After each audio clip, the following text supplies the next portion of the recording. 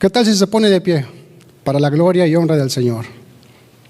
Y abra su Biblia ahí en el libro de Génesis, capítulo 24, del 1 al 4, por favor. Y el tema o el título se llama En busca de la esposa idónea. En busca de la esposa idónea. Dice la palabra de Dios: Era Abraham ya viejo y bien avanzado en años, y Jehová había bendecido a Abraham en todo. Y dijo Abraham a un criado suyo, el más viejo de su casa, que era el que gobernaba en todo lo que tenía: Pon ahora tu mano debajo de mi muslo, y te juramentaré por Jehová, Dios de los cielos y Dios de la tierra, que no tomarás para mi hijo mujer de las hijas de los cananeos, entre los cuales yo habito, sino que irás a mi tierra y a mi parentela, y tomarás mujer para mi hijo Isaac. Hasta ahí, mis hermanos. Señor, te damos gracias una vez más por permitirnos estar aquí, mi Dios. Venimos con un propósito de escuchar tu consejo, Padre. Bendice tu iglesia, mi Dios, que nuestro corazón esté listo para recibir tu palabra, Padre. Que no sea yo hablando, mi Dios, sino seas tú a través de mi Padre. A ti sea la gloria y la honra en el nombre de Jesús. Amén y amén. Toma asiento, mi hermano, por favor. Hoy vamos a hablar de cómo Abraham elige esposa para Isaac. Vamos a ver cómo Abraham elige esposa para Isaac. Vamos a hablar de cómo Abraham, el patriarca de la familia, tenía la responsabilidad de proveer una esposa para Isaac. Vamos a ver cómo la elección de la esposa para Isaac era fundamental para que se cumpliera el pacto que Dios le había hecho a Abraham. Para eso, su hijo Isaac necesitaría la esposa correcta, Para que se cumpliera la promesa que Abraham le había hecho a Isaac, Isaac necesitaría la esposa correcta. La esposa correcta. Dice Génesis, capítulo 24, versículo 1, dice: Era Abraham ya viejo. Era Abraham ya viejo y bien avanzado en años, y Jehová había bendecido a Abraham en todo. Abraham era ya viejo. ¿Se sabe que Dios valora mucho la etapa de la vejez? Claro que sí. Dios aprecia mucho la vejez, Así es que si usted ya tiene sus años, no se desanime, no se desanime. Dios trabaja con personas con todas las edades, Desde un joven como era el rey Josías, que se convirtió en rey a la edad de 8 años, hasta un anciano como Abraham, que creyó en la esperanza de tener un hijo en su vejez. Pero Dios obra con todas las edades, con todas las edades. Con cada edad Dios tiene un trato único y específico, Josías, el rey Josías, que se convirtió en rey a los 8 años. ¿Qué hizo Josías? Hizo una revolución, ¿verdad? Una reforma. Él quitó los ídolos paganos, todos los monumentos, ¿verdad? Él trajo de vuelta al celebrar la Pascua. Ya se habían olvidado de todos los mandamientos de Dios. Pero Dios obra con todas las edades, hasta un joven, hasta un viejo como era Abraham. Pero Dios tiene propósitos para cada uno, Dios sigue obrando en la vida de los ancianos. Dios sigue obrando en la vida de los ancianos. Pero sin duda la vejez puede ser una etapa difícil de la vida, La vejez puede ser una etapa difícil de la vida. Ver nuestros cuerpos debilitados puede ser desalentador. Desalentador. No es fácil aceptar los cambios que vienen con la vejez, ¿verdad? Que ya te duele de todo, ¿verdad? Ya siente uno los achaques, el cuero se arruga más, ¿verdad? La vejez es una realidad de la que muchos de nosotros no podemos escapar. Nadie puede escapar de la vejez. Jóvenes, algún día van a ser viejos. Nosotros algún día vamos para allá. Los ancianos ya llegaron allí, pero nadie se escapa. Nadie se escapa. Nadie puede escapar de la vejez, a menos que el Señor nos lleve en la flor de la vida o que Él regrese pronto. Pero todos vamos para allá. Por eso, hoy muchas personas se rehúsan a reconocer que son viejos. Se rehúsan. No les gusta reconocer que son viejos, porque lo ven como una señal de derrota. Lo ven como una señal de derrota, o como si la vejez fuera una enemiga o una enfermedad. Así lo ven muchos allá afuera. Por eso nadie quiere llegar a la vejez. La vejez no es una enfermedad, es una parte normal de la vida. Desde la perspectiva de Dios, envejecer no es una vergüenza, sino un honor. ¿Sí sabía? Un honor. No muchos tienen ese privilegio. Muchos no tienen ese privilegio. Pero temer a la vejez o tratarla como una enfermedad es deshonrar al Creador.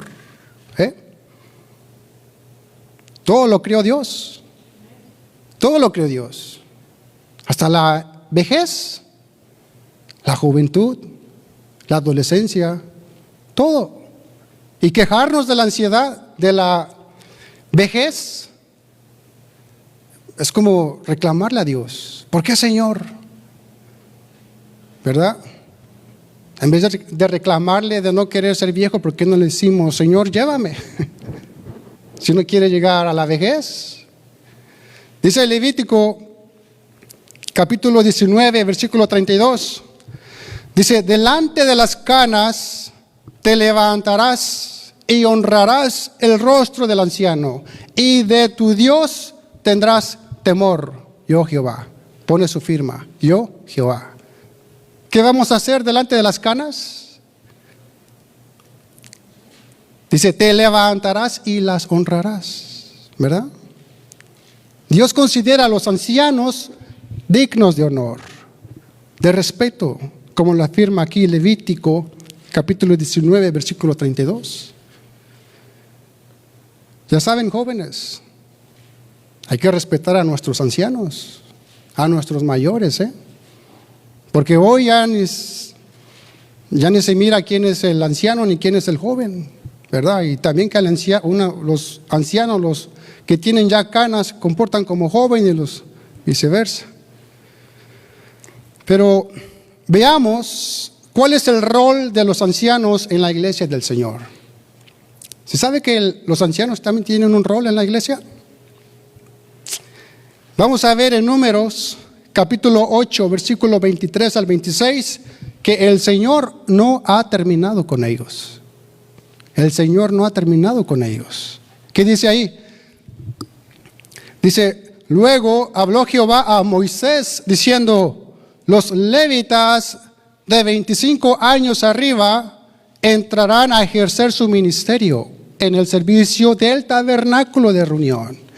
Pero desde los 50 años cesarán de ejercer su ministerio y nunca más lo ejercerán. Dice en el 26, servirán con sus hermanos en el tabernáculo de reunión para hacer la guardia, pero no servirán en el ministerio. Así harás con los levitas en cuanto a su ministerio. En la versión Dios habla hoy, dice, después de esa edad podrán ayudar a sus compañeros en sus oficios, obligaciones, en la tienda del encuentro, pero no prestar servicio regular. Así organizarás el servicio de los levitas. ¿Qué quiere decir aquí esto, mi hermano? Que el mandamiento del Señor era que los levitas se retirarán del servicio completo a los 50 años. Su servicio original era de 25 a los 50, porque ahí tenían toda la fuerza.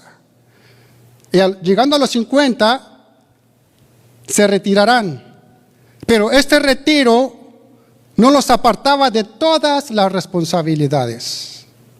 A los que pasaban de 50 años se les dio la tarea de supervisar a los hermanos jóvenes en su labor, hacer la guardia. ¿Y qué está haciendo usted, mi hermano, mi hermanita? ¿Supervisando a los menores, a los jóvenes? Esa es la labor de los ancianos en la iglesia. Supervisar a los que vienen detrás, aconsejar con sabiduría, a no ponerse al tú por tú con ellos. Dice que su labor era ministrar, enseñar a los jóvenes. Así es que si usted ya tiene sus años, ¿verdad? Ya no tiene esa misma fuerza como cuando tenía 25. Ya no puede servir con fuerza muscular, pero ¿qué tal con la experiencia? Con la sabiduría, aconsejando.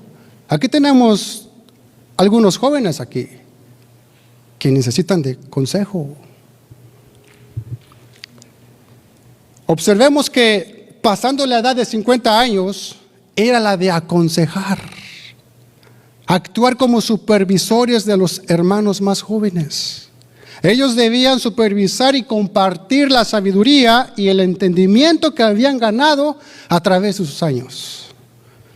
Dios es sabio, En el servicio, en el tabernáculo, los jóvenes de 25 a 50 años necesitaban la fuerza. Cuando se mudaba el tabernáculo, en el carriar todos los instrumentos.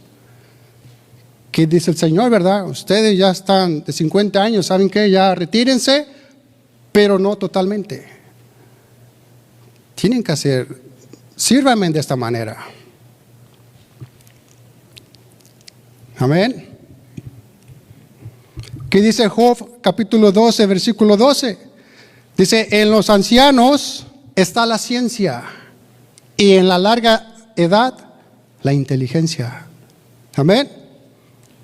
Así es que, si usted ya tiene sus años, no es lo mismo un anciano a un joven. Un joven nos falta sabiduría, porque no hemos vivido muchos años como un anciano.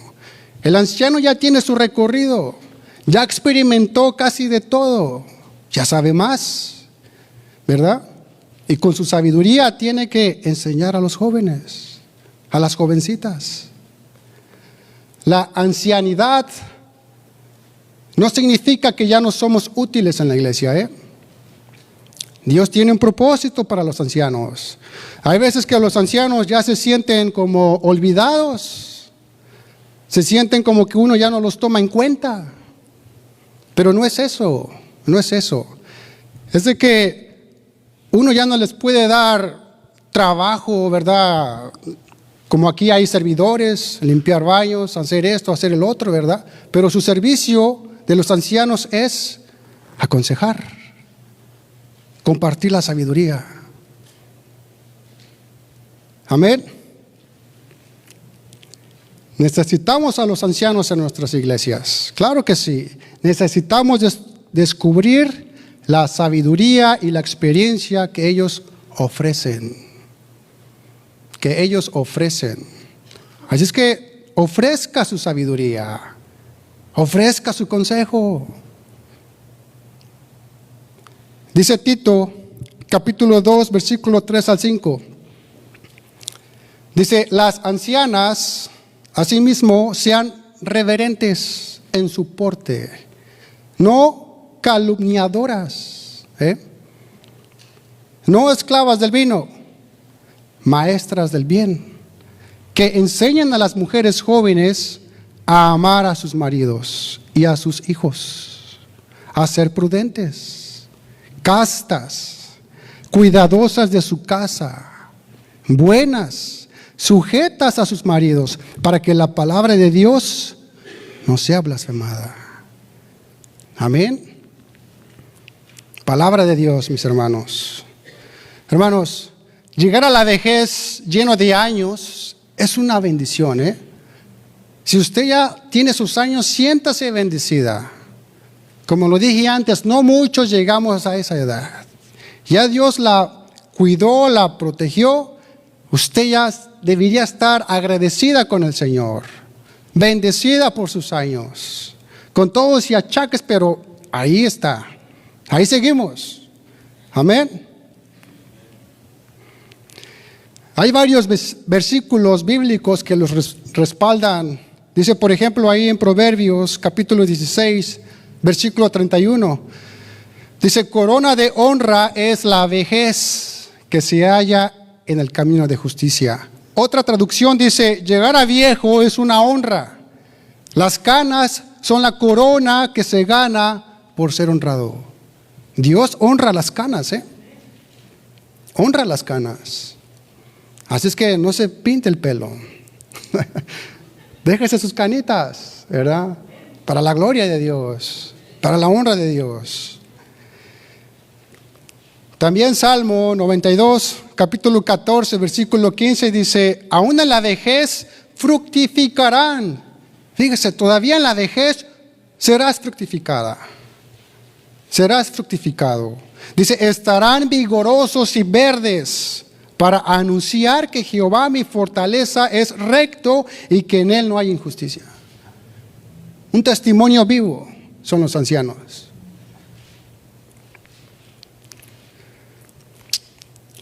Abraham en su vejez, Dios lo había bendecido abundantemente. Abundantemente. Pero Abraham todavía tenía una misión que cumplir antes de morir. Él ya tenía 140 años, porque Sara murió a los 127 años y Abraham era 10 años mayor que Sara. Entre 140 a 137 años más o menos se calcula la edad de Abraham. Pero Abraham fue bendecido abundantemente.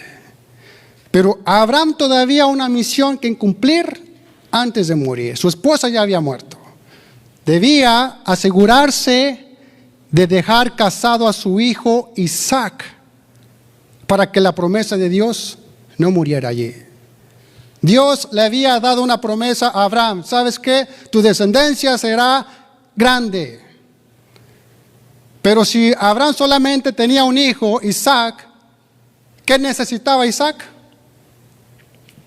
Casarse, una esposa, tener familia, tener hijos, para que la promesa de Dios no muriera allí. Isaac para ese entonces tenía 40 años. Tenía 40 años Isaac. Y no se había casado aún. Hoy los jóvenes ya tienen 14, 15, 16, 17 años y ya quieren casarse. Ya son papás. Yo les pregunto a los jóvenes, ¿para qué quieren novia? ¿Para qué es la novia? ¿Porque se sienten solos? ¿Porque les da frío?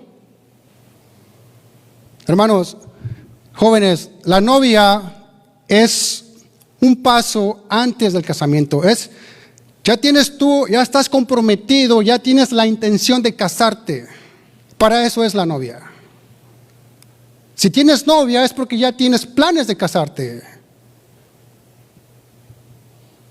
Isaac tenía 40 años y él no andaba buscando novia. ¿Y qué hacen los novios? Si usted es joven, tiene una novia, el noviazgo no solamente es como para ir al restaurante, ir al cine, ir al parque, caminar de la mano. Joven, si usted tiene una novia es porque usted ya está mirando un lugar, un hogar, una casa donde vivir con su esposa, futura esposa. Es porque usted ya está trabajando en su nidito. Muchos se casan y no tienen planes aún.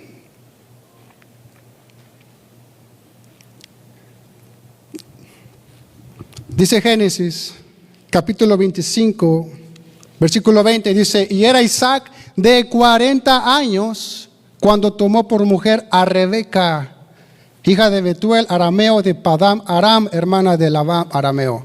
¿Cuántos años tenía Isaac? 40 años, mis hermanos. 40 años. Yo me casé a los 29 años. Yo pienso que esa es una edad no muchos años ni tampoco muy pocos años, ¿verdad? A los 28 años yo pienso que es una edad donde uno ya está un poco maduro. Ya sabe lo que quiere, ya sabe lo que busca. Así es que si usted es joven, yo siempre les digo a mis hijos, ¿saben qué? Ustedes se van a casar hasta que no terminen su carrera. Hasta que no tengan un plan con su vida. Mientras tanto, enfóquese en su carrera. Y no tiene que ser una carrera larga, pero tiene que ser un oficio, que se dedica a un oficio para poder sustentar su hogar, su familia, sus hijos, su esposa. Abraham se dispuso a buscar para mujer para su hijo. Abraham busca mujer para su hijo Isaac. Y para ello decidió enviar a su siervo Eliezer, el de mayor confianza. Lo envió a Harán, donde se encontraban sus parientes de Abraham. Recordemos que de Harán, en tierra de Ur de los Caldeos, salió a Abraham. Y su parentela todavía seguía viviendo allí. Abraham sabía que su hermano Nacor tenía hijos. Y a los hijos de Nacor les nacieron hijas. Y una de ellas era Rebeca, que iba más o menos a la edad de Isaac. Génesis capítulo 22, versículo 20 al 24, ¿qué dice ahí? Aconteció después de estas cosas que fue dada noticia a Abraham diciendo: he aquí que también Milca ha dado luz hijos a Nacor tu hermano, Uz su primogénito, Buz su hermano, Kemuel padre de Aram, Keset, Hazo, Pildas, Hidlaf y Betuel. Y Betuel fue el padre de Rebeca. Estos son los 8 hijos que dio a luz Milca de Nacor, hermano de Abraham. Y su concubina, que se llamaba Reuma, Reuma, dio a luz también a Teba, a Gaham, a Tajas y a Maca. Abraham era demasiado viejo para viajar hasta Harán. Ya estaba viejo Abraham. Pero tampoco no quería que Isaac abandonara la tierra de Canaán. O sea, Abraham no podía ir a Harán, pero tampoco quería enviar a Isaac allá. El temor de Abraham era que Isaac, estando en Harán, se dejara convencer por una mujer y se estableciera allí. Las mujeres son muy convencedoras, ¿eh? Abraham tenía miedo de que su hijo Isaac fuera a Harán y se quedara allí con la mujer. Un detalle curioso, mis hermanos, era en la forma en que se pronunciaba en aquellos tiempos un juramento.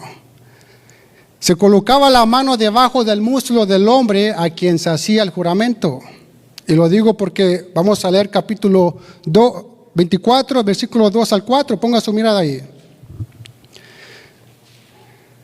Dice: y dijo a Abraham un criado suyo, el más viejo de su casa, ese era Eliezer, que era el que gobernaba en todo lo que tenía. Dice: pon ahora tu mano debajo de mi muslo. Qué dato bien curioso, ¿verdad? En aquellos tiempos, ¿cómo se hacía un trato? ¿Cómo le puedo decir? Un deal, un juramento, ¿verdad? Se ponía la mano del hombre, se ponía la mano en el muslo. Los comentaristas dicen que se ponía la mano casi cerca de las partes íntimas del hombre. Dice, le dijo a Abraham, a su criado: pon ahora tu mano debajo de mi muslo. Dice en el versículo 3, dice: y te juramentaré por Jehová, Dios de los cielos y Dios de la tierra, dice, que no tomarás para mi hijo mujer de las hijas de los cananeos, entre los cuales yo habito. Dice en el versículo 4, sino que irás a mi tierra y a mi parentela y tomarás mujer para mi hijo Isaac. Júrame por Jehová, Dios de los cielos y Dios de la tierra, que no tomarás para mi hijo mujer de las hijas de los cananeos, entre los cuales yo habito. ¿Sabes qué? Eliezer no quiero que tomes esposa para mi hijo de las mujeres que viven aquí en Canaán, sino quiero que vayas a mi tierra, a Harán, a mi parentela. Sara, la esposa de Abraham, ya había muerto. Y ahora Isaac, el hijo de Abraham, tendrá que formar una gran nación. Esa es la promesa. Así que Isaac necesitará una esposa. Y antes de que Abraham deje este mundo, se encargará de conseguirle mujer a su hijo, como solían las costumbres en esa época, Esa era una cultura de que los padres conseguían esposas para sus hijos. Los padres conseguían las esposas para sus hijos. Abraham manda a su siervo Eliezer a buscarle esposa a su hijo Isaac. Fíjese que en la época de Abraham y en los tiempos bíblicos, inclusive hoy, en muchos lugares de la tierra, como por ejemplo en el Medio Oriente y en la India, esta es una práctica muy común, de que los padres busquen mujer a sus hijos. Hasta el día de hoy los matrimonios se arreglan entre los padres. ¿Qué tal le suena eso, jovencito? Que su padre le busque mujer, le busque esposa. Los matrimonios usualmente eran dispuestos por los padres del novio o de la novia, Los sentimientos de la novia o el novio sobre el matrimonio no se tomaban generalmente en consideración. Los sentimientos de los jóvenes no se tomaban en consideración. Eran los padres los involucrados en buscarle esposa a sus hijos, Hoy la cultura ha cambiado ya. Hoy nos dejamos guiar por los sentimientos de nuestro engañoso corazón, ¿verdad? ¿Qué hace un joven cuando mira a una jovencita, una muchacha o viceversa, no? Ay, no, es que siento bonito cuando lo miro o cuando la miro. Ay, se me revuelve el estómago. Así no era antes, Así no era antes. Los sentimientos los ponían a un lado y eran los padres involucrados. La cultura en los tiempos bíblicos, los matrimonios no se realizaban por amor. Los matrimonios no se realizaban por amor, sino por el beneficio mutuo de ambas familias involucradas. Aunque para nuestra cultura eso suena un poco descabellado, no es tan malo como parece, creo yo.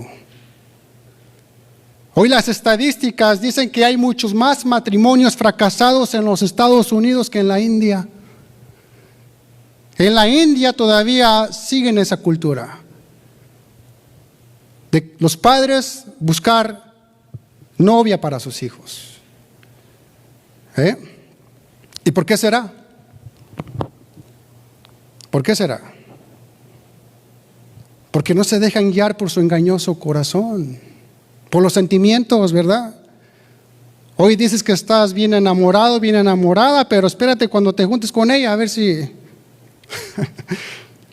se conocen en realidad, ¿verdad? Son como son ahí, ¿verdad? Ahí no hay, como dicen por ahí, bueno. En Jueces, capítulo 14, vemos la historia de Sansón, que tomó un camino intermedio. Sansón también, él estuvo intermedio. Él pidió consejo de sus padres, pero también se dejó guiar por su corazón. Ojalá los hubiera escuchado Sansón, pero no lo hizo. Y es que es sabio y correcto que un joven, cuando cree haber encontrado a la joven destinada para él, es sabio que el joven hable con sus padres. Jóvenes, tengan confianza a sus padres de hablar de estas cosas. Tengan confianza. Usted va a recibir un consejo sabio de sus padres. Sabio. Y le va ahorrar después muchos problemas. Es sabio involucrar a los padres en la hora de escoger pareja. Es sabio. Es sabio. Eso era una cultura en los tiempos bíblicos, como lo vemos con Sansón. Pero Sansón no escuchó consejo. Es que uno como padre siempre quiere lo mejor para sus hijos, ¿verdad? Si uno mira que su hijo está en peligro o viceversa, que su hija está en peligro, ¿qué le va a decir? Mi hijo, mi hija, no te conviene. No te conviene. Los padres son como un filtro. Son ese filtro necesario. Pero Abraham lo más importante era que su hijo no se casara con una mujer de los cananeos. Para eso Abraham era muy importante, de que su hijo no se casara con una cananita. Eliezer no debía permitir esto de ninguna manera. Hasta tuvo que jurar para no hacerlo. Júrame que no vas a escoger una mujer de este lugar. Abraham, ya viejo, como cualquier padre, quería ver a su hijo casado, pero no con cualquier mujer. Abraham no quería para su hijo una mujer entre los cananeos donde vivía. ¿Por qué? Porque eran idólatras. Idólatras. Ellos tenían sus dioses paganos, tenían otras creencias, otras religiones, adoraban a esos idolatrías paganas. Abraham sabía que su hijo tenía un propósito especial, así como su hijo, y para cumplir su propósito necesitará a la mujer correcta.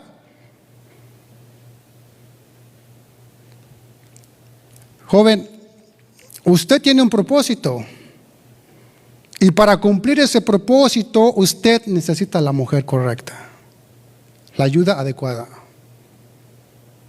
Así como Isaac. En otras palabras, no quiere que su hijo se junte con un yugo desigual. Con un yugo desigual. Abraham se opone a que su hijo Isaac se una en un yugo desigual con personas que no comparten la misma fe. A eso se oponía Abraham. Abraham no quería que la esposa de Isaac fuera cananita, o sea, incrédula. Los cananeos no creían en el Dios verdadero, en el Dios de la Biblia, sino que practicaban la adoración a ídolos, practicaban otras religiones, mis hermanos. Y de esto nos habla mucho 2 Corintios, capítulo 6, versículo 14 al 15. Dice, no os unáis en yugo desigual con los incrédulos, porque ¿qué compañerismo tiene la justicia con la injusticia? ¿Y qué comunión la luz con las tinieblas? ¿Y qué concordia Cristo con Belial? ¿O qué parte el creyente con el incrédulo? ¿Qué significa estar en yugo desigual? Básicamente, estar en yugo desigual significa tener una unión o una relación con alguien que tiene diferentes creencias o valores, especialmente en el contexto del matrimonio. Eso es un yugo desigual. Casarte con alguien que no tiene la misma creencia que tú.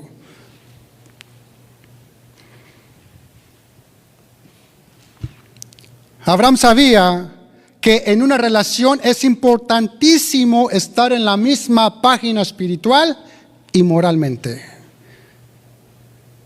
Esto nos debe dar una enseñanza a los padres, que los padres debemos estar orando por las esposas y los esposos de nuestros hijos. Porque no podemos soltarles nuestros hijos a personas que tengan otras creencias. No podemos, no puede usted. No puede. Eso después traerá grandes consecuencias. Amos 3:3 dice, ¿andarán dos juntos si no estuvieran de acuerdo? ¿Andarán dos juntos si no estuvieran de acuerdo? Es imposible. Es imposible. No puede haber comunión entre un creyente y un incrédulo, al menos que uno de los dos comprometa sus principios para poder tener comunión con el otro. Este es un hecho, Esto es un hecho. Esta es una verdad irrevocable, inescapable. No puede haber comunión entre un creyente y un incrédulo, al menos que uno de los dos comprometa sus principios para poder tener comunión con el otro. Para yo poder tener comunión con un incrédulo, llegará el momento en que voy a tener que comprometer alguno de mis principios. Y si decido que no voy a comprometer alguno de esos principios, ¿sabe qué va a suceder? El incrédulo se va a apartar de mí, o yo me voy a apartar de ella, porque no quiero comprometer mis principios. Va a llegar ese momento, no cabe duda. No cabe duda. O si comprometo algunos de mis principios, si aflojo en mi fe, o me aparto de ella. ¿Por qué? Porque estoy con un yugo desigual. No tenemos las mismas creencias, los mismos valores, los mismos principios. Y eso trae sus propias consecuencias, Eso trae su propio sufrimiento. Versículo 5 al 7, por favor. Génesis 24, 5 al 7, ¿qué dice? Dice ahí, el criado le respondió: quizá la mujer no querrá venir en pos de mí a esta tierra. Le dice el criado a Abraham: ¿volveré pues tu hijo a la tierra de donde saliste? O sea, a Harán, a Ur de los Caldeos. Y Abraham le dijo: guárdate que no vuelvas a mi hijo allá. Guárdate. Jehová, Dios de los cielos, que me tomó de la casa de mi padre y de la tierra de mi parentela, y me habló y me juró diciendo: a tu descendencia daré esta tierra. Él enviará su ángel delante de ti, y tú traerás de ella mujer para mi hijo. De allá, perdón. En otra traducción dice: ¿y qué pasa si la mujer no quiere venir conmigo a esta tierra? ¿Debo entonces llevar a tu hijo para que él mismo la busque allá con tu parentela? Y Abraham le dijo: más te vale que no lo hagas. Abraham ponía énfasis en esto. Abraham le pone a su siervo una estricta restricción, que no debe llevar a Isaac de regreso a Harán, al lugar donde procede a Abraham. ¿De dónde salió Abraham? También de una tierra pagana, idólatra. Y estaba en una tierra idólatra también, los cananeos. Pero Dios ya le había hecho una promesa a Abraham, que esa tierra la iba a heredar él.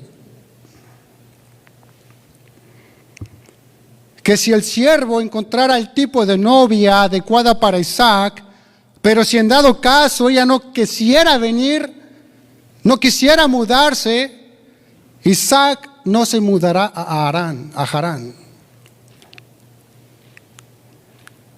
Recuerde que Dios sacó a Abraham de Harán, tierra de Ur de los Caldeos, y lo llevó a la tierra de Canaán, a la tierra prometida.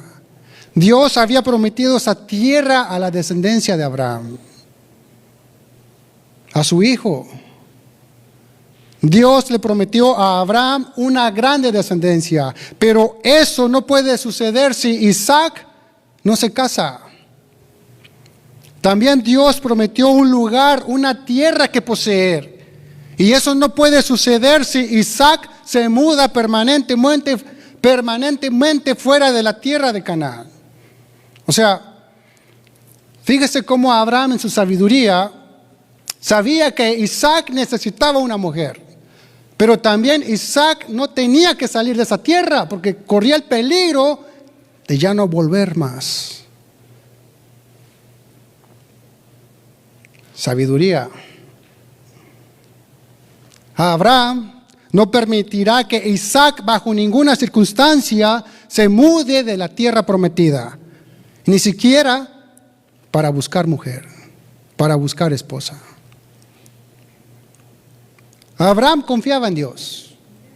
Si Dios me ha prometido una descendencia, Él enviará una mujer a su debido tiempo. Pero no cualquier esposa, Si hubiera sido cualquier esposa, la tomaría de los cananeos, ¿verdad? No, pues si Dios me prometió una descendencia, ¿sabes qué, Isaac? Aquí está una cananea, cásate y ten hijos. Se acaba ahí la promesa. ¿Qué le pasó a Salomón? Se metió con las mujeres equivocadas. Él quería para su hijo una mujer con principios similares a las de Isaac. Así también usted, joven, busca una mujer con principios similares a los tuyos, que tenga fe cristiana. Abraham quería el mejor matrimonio para su hijo, así como Dios quiere el mejor matrimonio para ti, joven, muchacho, varón, jovencita. Dios quiere lo mejor para ti. Quiere una esposa adecuada para ti. Espera en Dios. Pídesela a Dios. Jóvenes, busquen honrar a Dios a través con quien se van a casar. En un futuro estarás buscando un cónyuge. Recuerda que la Biblia enseña que no debemos estar unidos en un yugo desigual en nuestro matrimonio. Deben honrar al Señor en buscar un cónyuge que comparta la misma fe cristiana. Esa es una manera de honrar a Dios, de honrar a tu Dios, casándote con la mujer adecuada que comparta tu misma fe. Amén. Génesis capítulo 24, versículo 10 al 14, por favor. Versículo 10 dice, y el criado tomó 10 camellos de los camellos de su señor y se fue. Y tomando toda clase de regalos escogidos de su señor y puesto en camino, llegó a Mesopotamia, a la ciudad de Nacor, e hizo arrodillar los camellos fuera de la ciudad, junto a un pozo de agua, a la hora de la tarde, la hora en que salen las doncellas por agua. Y dijo, oh Jehová, Dios de mi señor Abraham, dame, te ruego, el tener hoy buen encuentro, y haz misericordia con mi señor Abraham. He aquí yo estoy junto a la fuente de agua, y las hijas de los varones de esta ciudad salen por agua. Sea pues que la doncella a quien yo dijere, baja tu cántaro, te ruego para que yo beba, y ella respondiere, bebe, y también daré de beber a tus camellos, que sea esta la que tú has destinado para tu siervo Isaac. Y en esto conoceré que habrás hecho misericordia con mi señor. Vemos que Eliezer, el siervo de Abraham, antes de partir en busca de la esposa, se pone en oración y le pide a Dios que lo guíe y que le conceda éxito en su misión. ¿Qué vemos aquí, mis hermanos? Oración. Estaba orando por la mujer correcta, por la mujer adecuada. Cuando el siervo de Abraham llega a Harán, básicamente ora para que Dios lo dirija a una mujer de carácter noble. De carácter noble. El siervo de Abraham no ora por cualquier mujer. Él hubiera dicho, ¿sabes qué? Yo voy a ir a Harán y voy a buscar una mujer bonita y se la voy a escoger. Ya me vengo y termino mi misión. Pero no. Llegó y se arrodilló y, Señor, te pido que me favorezcas, que me pongas la mujer adecuada para tu siervo Isaac. ¿Qué le pide a Dios? Que cuando esté en el pozo del pueblo, una mujer le dé a él y a sus camellos agua para beber. O sea, él está orando por una mujer virtuosa, una esposa adecuada para Isaac. Vemos que no está buscando cualquier mujer. Dice en el versículo 15 al 20, que dice, y aconteció que antes que él acabase de hablar, he aquí Rebeca, que había nacido de Betuel, hijo de Milca, mujer de Nacor, hermano de Abraham, la cual salía con su cántaro sobre su hombro. Y la doncella era de aspecto muy hermoso, virgen, a la que varón no había conocido, la cual descendió a la fuente y llenó su cántaro y se volvía. Entonces el criado corrió hacia ella y dijo, te ruego que me des a beber un poco de agua de tu cántaro. Ella respondió, bebe, Señor mío. Fíjese el carácter de Rebeca. Bebe, Señor mío. ¿Y qué hizo Rebeca? Se dio deprisa a bajar su cántaro sobre su mano y le dio a beber. Y cuando acabó de darle de beber, dijo, también para tus camellos sacaré agua hasta que acaben de beber. Y se dio prisa otra vez. Y se dio prisa y vació su cántaro en la pila y corrió otra vez al pozo para sacar agua y sacó para todos sus camellos. Vemos aquí que hay algunos rasgos físicos sobre Rebeca. Dice, la doncella era de aspecto muy hermoso, virgen, a la que varón no había conocido. Virgen. También dice que era una mujer joven con una apariencia hermosa.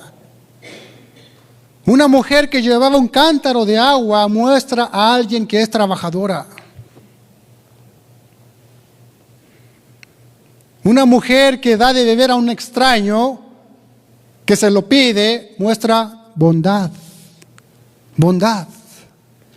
Una mujer que da de beber a los camellos hasta que estén satisfechos muestra a una persona que no teme al trabajo duro y que está dispuesta a hacer un esfuerzo adicional. ¿Qué mujer, Rebeca? 10 camellos llevaba el siervo Eliezer. 10 camellos después de un largo viaje beberán una gran cantidad de agua.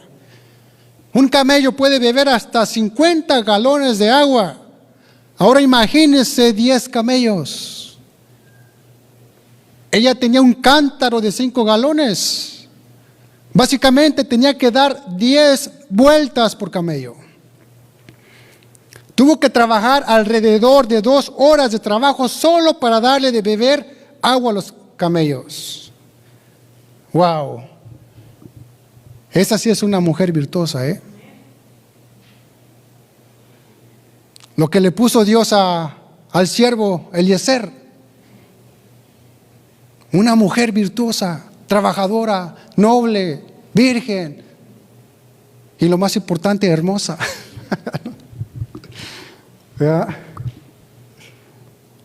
Estoy bromeando, Estoy bromeando. Jehová respondió a la oración de Eliezer y bendijo su esfuerzo para hallar una esposa temerosa de Dios para Isaac. Dios bendijo a Eliezer. Dice que aún no había terminado de orar cuando Dios ya le estaba contestando. Versículo 15 dice, y aconteció que antes que él acabase de hablar, he aquí Rebeca, que había nacido de Betuel, hijo de Milca, mujer de Nacor, hermano de Abraham, la cual salía con su cántaro sobre su hombro. Hermanos, antes de este acontecimiento, Eliezer conocía a Dios como el Dios de Abraham. Así lo conocía Eliezer al Dios de Abraham. Una relación de segunda mano. Pero ahora el siervo de Abraham ha aprendido a adorar al mismo Dios de Abraham. Génesis capítulo 24, versículo 26 dice, el hombre entonces se inclinó y adoró a Jehová. Versículo 27, y dijo, bendito sea Jehová, Dios de mi amo Abraham, que no apartó de mi amo su misericordia y su verdad, guiándome Jehová en el camino a casa de los hermanos de mi amo. ¿Quién lo guió? Jehová. ¿Quién te puede guiar a ti en buscar una mujer virtuosa? Jehová. Jehová. Dios. Hermanos, que si queremos respuestas específicas, hagamos peticiones específicas. El siervo oraba por una mujer y Dios le puso una mujer. Dios siempre estará dispuesto a guiar y dirigir a aquel que lo busque con fe, con todas sus fuerzas y con toda su alma. Mateo 7:7 dice: pedid y se os dará, buscad y hallaréis, llamad y se os abrirá. ¿Por qué no vemos nuestras oraciones contestadas? Porque no pedimos, porque no llamamos, porque no tocamos la puerta. Todos tenemos necesidad de oración. Por esto el Señor hace de ella no una opción, sino una ordenanza para nuestro propio beneficio. Primera de Corintios 16:11 dice: buscad a Jehová y su poder, buscad su rostro continuamente. Amén. Puede ponerse de pie, por favor, hermano. Vemos que tanto en la historia bíblica como en la historia secular podemos encontrar ejemplos de personas que tuvieron éxito y otros que tuvieron fracasos. Aquellas personas que tuvieron éxito es porque se asociaron con las personas idóneas, con las personas adecuadas. Por eso tuvieron éxito. Y otros que se asociaron con personas que nunca debieron haber tenido ninguna especie de convenio, fracasaron. Fracasaron esas personas. Y me estoy refiriendo al yugo desigual. Isaac, el hijo de la promesa, tuvo éxito porque se juntó, se casó, se unió con la mujer correcta. Génesis 24:1 dice que era Abraham ya viejo y bien avanzado en años. Y Jehová había bendecido a Abraham en todo. En todo. Dios lo había bendecido en todo. Era mucho la abundancia que tenía Abraham. Era tanta la bendición que Abraham no quería perderla. Y para no perderla, su hijo Isaac, el que le iba a heredar, necesitaba asociarse, casarse con la persona correcta. Y en este caso se unió a Rebeca, que era de la misma fe. Hermanos, ¿cuántas personas han fracasado en su vida porque se han unido en matrimonio que no conviene? Y han destruido no solamente su presente, sino también su futuro, lastimosamente. Por eso debemos tener cuidado con el yugo desigual. Que si Dios tiene una promesa para ti, entonces entra con el mismo yugo, con la misma persona que tiene la misma fe preciosa de nuestro Señor Jesucristo. ¿Y por qué Dios nos dice que tengamos cuidado con estos yugos desiguales? Para que no sean tropezadero de en medio de ti. Cuán importante es obedecer la dirección de Dios. Segunda de Crónicas 6:14 dice: no os unáis en yugo desigual con los incrédulos, porque ¿qué compañerismo tiene la justicia con la injusticia? ¿Y qué comunión la luz con las tinieblas? ¿Podrá acaso convivir la justicia con la injusticia? ¿Podrá acaso convivir la fe con la incredulidad?